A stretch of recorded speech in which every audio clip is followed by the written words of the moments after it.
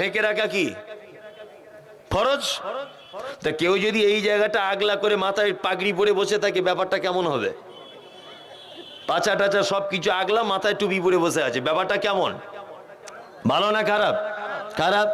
তা এসার নামাজ পড়েনি, আজকে ফজরে পড়েনি, জোহরে পড়েনি, আসরে পড়েনি, মমতাজুল ইসলাম আসবে, কারি আব্দুল জব্বার চল জলসা শুনে আসি, আর ডেলিগেটে 100 টাকার খাওয়া বা ফ্রিতে খাওয়া, প্যান্ডেল জাম করে বসে আছে, রাত 2টোর সময় বাড়ি যাচ্ছে মাতালের মতো করে, মনে হচ্ছে আল্লাহর ওলি ঢুকছে বাড়ি। সবকিছু জেনে এসেছো, আবার কাল সকালবেলাতে গোর চরিত্র যেমন তেমন। মানুষ কত বোকা। অতুকিমুস-সালাতিল মাকতুবাতা, নবীজি বলেছেন তুমি সালাত আদায় করবে। সালাত ফরজ, বাধ্যতামূলক একটি ইবাদত। অতুতিজ যাকাতিল মাফরুজাতা, আর তুমি যাকাতের নিসাবে চলে এলে কি করবে? যাকাত দিয়ে দিবে। এই রমজান মাস আসছে, এ কত টাকা? 1000 টাকা কত যাকাত?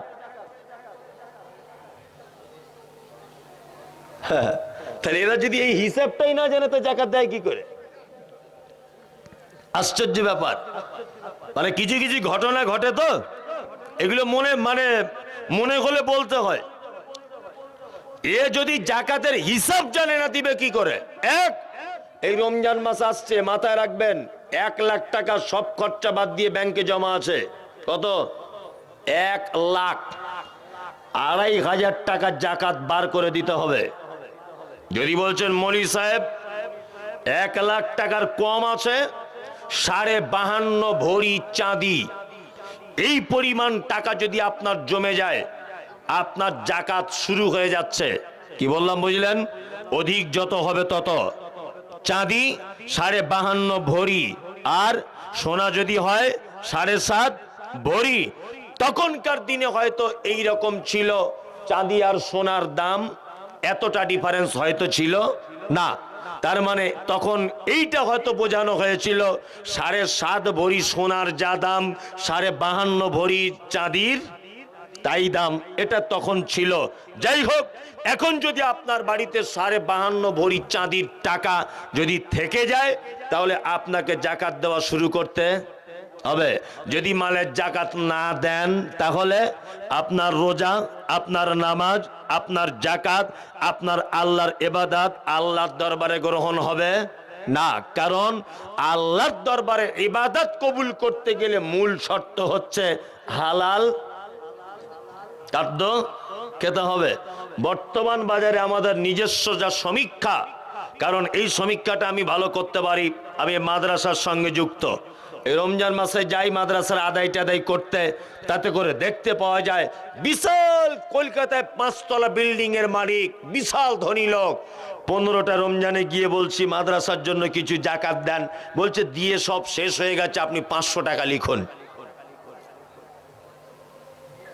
ও যদি 1 কোটি টাকার যদি মালিক হয়, 2.5 লাখ টাকা যাকাত, তাই তো?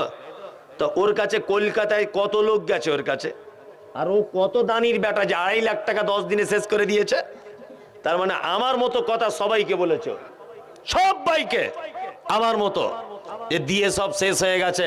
তারপরে দেখা যাচ্ছে কাউকে দেয় নাই। 2.5 লাখ টাকা যাকাতের মধ্যে 1 লাখ টাকা বিলি করেছে, 1.5 লাখ টাকা নিজে বউ ছেলে পিলে মিলে খেয়ে নিয়েছে। আর একটা কথা বলি, মুর্শিদাবাদ মালদাতে এরকম হয় কিনা আমার জানা নেই। রমজান মাসে কিছু মানুষ তার যাকাতের টাকা বার করে শাড়ি আর লুঙ্গি কিনে বিলি বন্টন করে। করে করে কেন?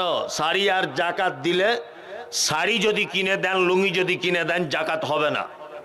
কারণ যাকাত হচ্ছে গরিবের হক, তার টাকা, তার টাকায় মোস্তানি করে আপনি কেন শাড়ি কিনতে গেলেন? মোস্তানি করার জায়গা পাও না? তার টাকা, গরিবের টাকায় তুমি কেন লুঙ্গি কিনতে গেলে? আর ওকে যদি সবাই যদি লুঙ্গি দেয়, ঈদের দিনে ও খাবে কি? ওকে সবাই যদি শাড়ি কিনে দেয়, ও ঈদের দিনে হালুয়া পোলাও করবে কি করে গরিব মানুষ? এটা একটা প্রশ্ন আসে কি আসে না? আছে। আপনার উচিত আপনি তাকে টাকা দিয়ে দিবেন, আপনার টাকাতে সে লুঙ্গি কিনবে, সে ব্লাউজ কিনবে না, সায়া কিনবে না, শাড়ি কিনবে, সেটা তার ব্যাপার। আপনি যাকাত দেওয়ার পরে যে মালটা সলিড থাকবে, সেই মালটা থেকে কিছু আপনি শাড়ি কিনে, আপনি ব্লাউজ কিনে, আপনি লুঙ্গি কিনে আপনি জাকাত নয় দান হিসাবে বিলি বন্টন করতে পারবেন। আর একটা কথা মাঝখানে বলে রাখছি, সেটা হচ্ছে এই অনেক মানুষ নিজে ঈদের দিনে যে লুঙ্গি পরে ঈদের নামাজ পড়তে যায় ওইটার দাম 550 টাকা, আর যেটা বিলি করে ওটার দাম 250 টাকা, হয় না? নিজে নামাজ পড়তে যায় ওই লুঙ্গিটার দাম 500, আর গরিবকে যেটা দিয়েছে ওর দাম 250। ওর ইমানের খাতরা আছে। কারণ মুহাম্মদ সাল্লাল্লাহু আলাইহি ওয়াসাল্লাম বলেছেন মোমেন সেই, সে নিজের জন্য যেটা পছন্দ করে তার অপর ভাইয়ের জন্য যেন সেটা পছন্দ করে। ও গরিব মানুষ, ওর বউকে তুমি 150 টাকা শাড়ি দিতে গেলে কেন? কে বলেছে তোমার 150 টাকা শাড়ি কিনে দিতে, 200 টাকার শাড়ি দিতে? আর তোমার বউ ঈদের দিনে শাড়ি পরেছে 4500 টাকা দামের। না, দুইজনকে দেন, ভালো মানের জিনিস দেন। একজনকে দেন, ভালো মানের জিনিস দেন। কি বললাম বুঝলেন? চলুন নাম্বার 5, তাহুজ্জাল বাইত। মুহাম্মদ সাল্লাল্লাহু আলাইহি ওয়াসাল্লাম তিনি বলছেন তোমরা কি করবে? মক্কা মদিনা থেকে ফেরত আসার মতো টাকা যদি তোমাদের কাছে থেকে যায় তাহলে তোমরা কি করবে? হজ করে নেবে। এই 5টা জিনিস সম্পর্কে ছেলেটি আল্লাহর নবীকে বলছেন, আল্লাহর নবী আমি এর বেশিও করব না কমও কিছু করব না, আমি কি জান্নাত যেতে পারবো? বিশ্ব নবী বলছেন অবশ্যই তুমি জান্নাত যেতে পারবে। তাহলে এখানে 5টা ভালো কাজ বলে দিলাম, তাই তো? এক নম্বরে হচ্ছে সমস্ত ব্যাপারে গোলামি করতে হবে কার? আল্লাহর। দুই নম্বরে হচ্ছে আপনাকে যাকাত দিয়ে দিতে হবে। 3, ফরজ সালাত ত্যাগ করা যাবে না। 4, আপনাকে হজ করে নিতে হবে। 5 নম্বর হচ্ছে শিরিক করা যাবে না। এই 5টা কাজ যদি কোনো মানুষ বেঁচে থাকতে পারে আল্লাহ নবী সাল্লাল্লাহু আলাইহি ওয়াসাল্লাম বলছেন তুমি জান্নাত চলে যাবে। ছেলেটা বলছে আল্লাহ রাসূল আমি এর বেশিও কিছু করব না, আমি এর কমও কিছু করব না, তাহলে কি আমি কি জান্নাত যেতে পারবো? নবীজি বলছেন অবশ্যই তুমি জান্নাত যেতে পারবে। আল্লাহ সুবহানাহু ওয়া তাআলা সূরা আন-নাহল আয়াত নম্বর 97, ওই কথা বলতে বলতে এত দূর পর্যন্ত এলাম। আল্লাহ সুবহানাহু ওয়া তাআলা বলছেন মান আমিলা সালিহাম মিন যাকারিন আও উনসা ওয়া হুয়া মুমিনুন ফালা নুহয়িন্নাহু হায়াতান তাইয়্যিবাতান ওয়া লা নাজজিআন্নাকুম আজরাকুম বিআহসানি মা কানু ইয়ামালুন। শোনো, নারী পুরুষ যে কেউ হও, পৃথিবীতে যদি আমলে সালেহ যদি করো আল্লাহ বলছে দুনিয়াতে প্রাইজ দিয়ে দিব। 2, আখেরাতে কল্যাণ দিব। তুমি যেটা করতে তার থেকে অধিক বেশি কল্যাণ তোমার জন্য অপেক্ষা করছে, তার নাম জান্নাত। আল্লাহ তুমি আমাদের সকলকে জান্নাত কবুল করে নাও, আমিন। আমিন বলুন, আমিন। আরে এত রাত্রিতে যারা বসে আছেন আপনাদের কাছে বিনীত অনুরোধ, জান্নাত দেওয়ার সব থেকে সহজ রাস্তা হচ্ছে এই, আল্লাহ মহান রব তিনি যে মোতাবেক চলতে বলেছেন সেই মোতাবেক নিজেকে পরিচালিত করা, আর মুহাম্মদ সাল্লাল্লাহু আলাইহি ওয়াসাল্লাম যেটা আদেশ করেছেন সেটাকে মেনে নেওয়া, যেটা নিষেধ করেছেন তার থেকে দূরে থাকা। আপনার জন্য জান্নাতে যাওয়া খুব সহজ। জান্নাতে যদি যেতে চান আরো কিছু আমল আপনাকে আমি বলে দিয়ে যাই, আমলগুলো আজকে থেকে করার চেষ্টা করুন, ইনশাআল্লাহ করব।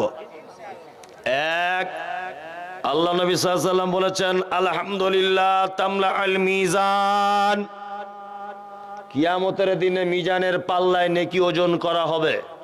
জানা আছে? নেকি ওজন করা হবে।